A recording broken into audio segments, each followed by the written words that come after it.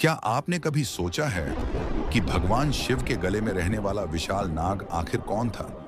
एक ऐसा नाग जिसके बिना समुद्र मंथन कभी पूरा नहीं हो सकता था। एक ऐसा योद्धा जिसने पूरे ब्रह्मांड को बचाने के लिए असहनीय पीड़ा सही। और एक ऐसा भक्त जिसे स्वयं महादेव ने अपने कंठ में स्थान दिया। लेकिन आखिर कौन थे नागराज वासुकी? आज हम जानेंगे उनकी पूरी रहस्यमयी और अद्भुत कथा। वीडियो को अंत तक जरूर देखिए, क्योंकि आखिर में आपको एक ऐसा रहस्य पता चलेगा जो शायद आपने पहले कभी नहीं सुना होगा। सृष्टि के प्रारंभिक काल में महर्षि कश्यप की पत्नी माता कद्रू ने हजारों नागपुत्रों को जन्म दिया। इनमें शेषनाग, तक्षक, करकोटक और वासुकी सबसे प्रमुख थे। लेकिन वासुकी बाकी सभी नागों से अलग थे। उनके भीतर अपार शक्ति थी, लेकिन उससे भी बड़ी थी उनकी भक्ति।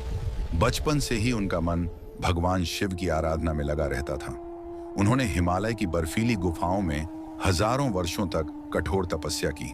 भीषण ठंड, तेज हवाएं, भूख और प्यास, लेकिन वासुकी का ध्यान कभी नहीं टूटा।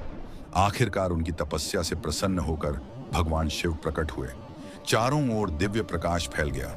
महादेव ने कहा, वत्स, मांगो क्या चाहते हो? वासुकी ने विनम्रता से उत्तर दिया, प्रभु, मुझे कोई राज्य, धन या शक्ति नहीं चाहिए। मैं केवल आपकी सेवा करना चाहता हूं।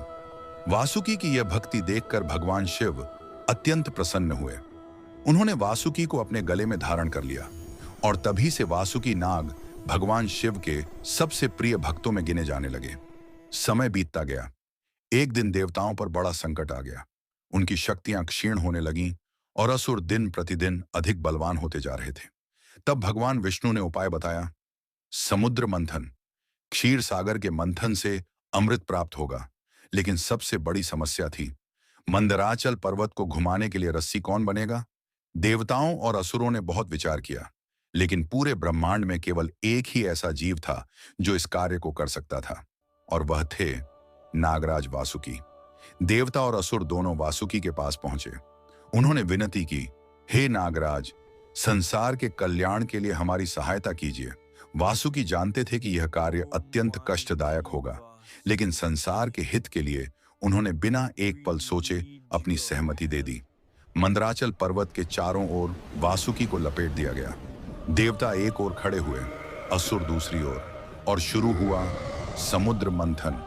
जैसे जैसे पर्वत घूमता गया, वासुकी का शरीर चट्टानों से रगड़ खाता गया। उनकी चमड़ी छिलने लगी, घाव बनने लगे, असहनीय पीड़ा होने लगी, लेकिन उन्होंने हार नहीं मानी। वे संसार के कल्याण के लिए सब कुछ सहते रहे।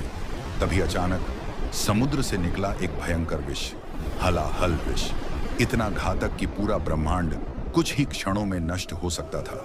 चारों ओर हाहाकार मच गया। देवता भयभीत हो गए, असुर भागने लगे। तब सभी भगवान शिव के पास पहुंचे। सृष्टि को बचाने के लिए महादेव ने वह विष स्वयं पी लिया।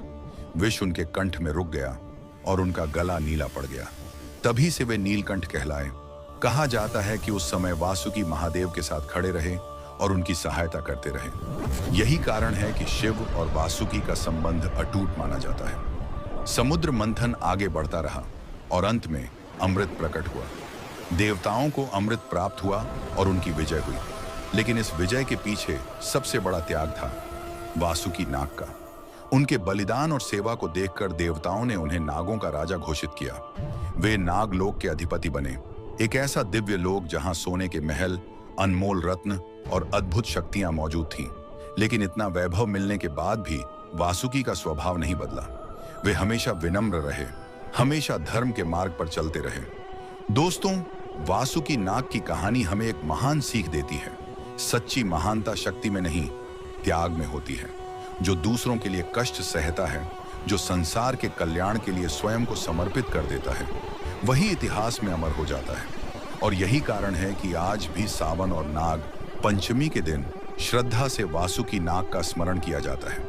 अगर आपको नागराज वासुकी की यह अद्भुत कथा पसंद आई हो तो वीडियो को लाइक जरूर करें, चैनल को सब्सक्राइब करें और कमेंट में लिखें, जय नागराज वासुकी, हर हर महादेव।